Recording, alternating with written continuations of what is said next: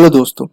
अगर आप कोई एनजीओ यानी नॉन गवर्नमेंट ऑर्गेनाइजेशन ओपन करना चाहते हैं तो मेरा आप सभी से सुझाव है कि आप जहां पे रहते हो उसका नज़दीकी कोई एडवोकेट या टैक्स कंसल्टेंसी फर्म के साथ जाके आप डिस्कशन करके ही एनजीओ का ओपन कीजिए।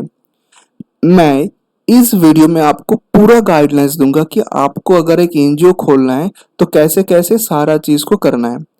मोस्ट ऑफ द केसेस हम लोग देखे हैं कि जो प्रैक्टिसिंग कंसल्टेंट्स है वो लोग एनजीओ फॉर्मेशन के बारे में पूरा नॉलेज नहीं रखते हैं क्योंकि उन लोगों के पास प्रैक्टिकल एक्सपोजर कम होते हैं। इसीलिए इस चीज़ को दूर करने के लिए मैं आपको ये वीडियो के थ्रू कुछ इंफॉर्मेशन पास ऑन कर रहा हूँ ताकि आपके पास ये crystal clear knowledge pass on हो जाए। देखिए, अगर आप एनजीओ खोलना चाहते हैं तो सबसे पहले आपको एक डीड यानी दलील बनाने पड़ेंगे। वो डीड बनाने के बाद आपको आपका नज़दीकी जो रजिस्ट्रार ऑफिस है वहाँ पे जाके उसको रजिस्ट्रेशन करने होते हैं। अभी आप मुझसे पूछ सकते हैं कि मेरा नज़दीकी रजिस्टर्ड ऑफिस कौन है, कहाँ पे उसका ऑफिस है।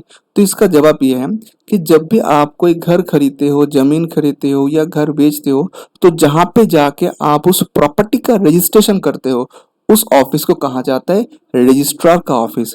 वहाँ पे जाके आपको एनजीओ का रजिस्ट्रेशन करना पड़ता है। हालांकि बहुत सारा जगह पे हम लोग देखे जो विलेज एरिया है वहाँ पे जो रजिस्ट्रार का ऑफिस है वहाँ पे एनजीओ रजिस्ट्रेशन नहीं होते हैं क्योंकि जो रजिस्ट्रार है वो साफ साफ बोल देते हैं कि आपको डिस्ट्रिक्ट हेडक्वार्टर में जाकर ही ये एनजीओ का रजिस्ट्रेशन करने होते हैं। तो केस बाय केस ये वेरी कर सकते हैं, पर मोस्ट ऑफ द केसेस में हम लोग जो देखे हैं वो है कि जो रजिस्ट्रार का ऑफिस है वहीं पे आपका एनजीओ का रजिस्ट्रेशन हो जाता है। तो जैसे ही आप डीड बना के रजिस्ट्रेशन कर लेते हो, अगला जो स्टेप है वो है कि आपको स्टेट गवर्नमेंट के अंडर में जाके अलग से एक रजिस्ट्रेशन करना पड़ता है। मैं कोलकाता में रहता हूँ तो मेरा जो स्टेट है वो है वेस्ट बंगाल।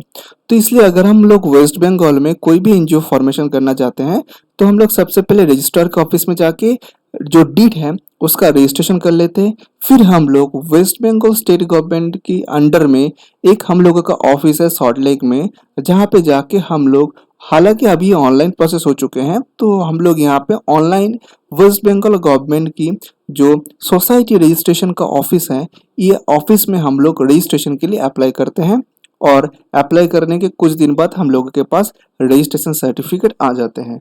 तो मेनली ये दो रजिस्ट्रेशन करने से आपका एनजीओ का जो रजिस्ट्रेशन है यानी जो स्टेप वन फर्स्ट प्रोसेस है वो कंप्लीट हो जाते हैं।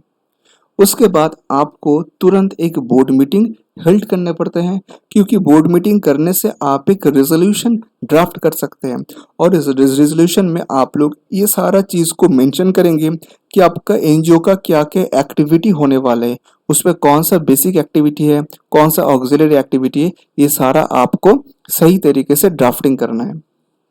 इसके बाद आपको पैन कार्ड के लिए अप्लाई करना है और जैसे आपके पास पैन कार्ड आ जाएगा फिर आप बैंक में जाके आप अपना अकाउंट ओपन कर सकते हो इस एनजीओ के नाम पे। अगला जो स्टेप है वह है कि अगर आपको गवर्नमेंट फंड चाहिए तो उसके लिए नीति आयोग का रजिस्ट्रेशन करना पड़ता है और ये नीति आयोग रजिस्ट्रेशन एनजीओ दर्पण पोर्टल के थ्रू होते हैं। ये भी एक ऑनलाइन प्रोसेस है। उसके बाद आपको 12 और एटीजी का जो रजिस्ट्रेशन है वो रजिस्ट्रेशन करने पड़ते हैं।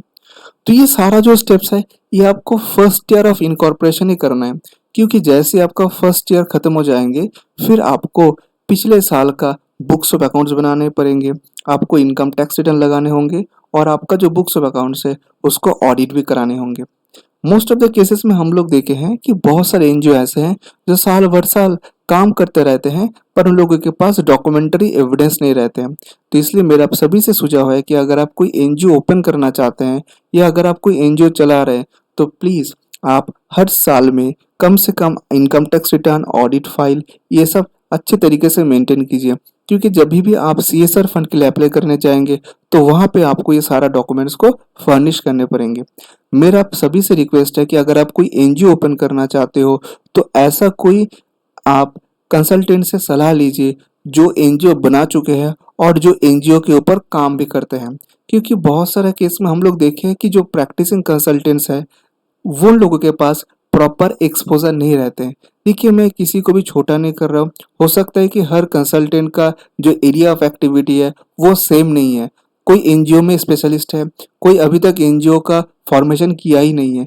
तो इसलिए मेरा आपसे अभी से सुझाव है कि अगर आप एनजीओ फॉर्मेशन करना चाहते हैं तो उन्हीं से जाके बात कीजिए जो ऑलरेडी एनजीओ बना चुके हैं और जिसको एनजीओ के बारे में पूरा नॉलेज है।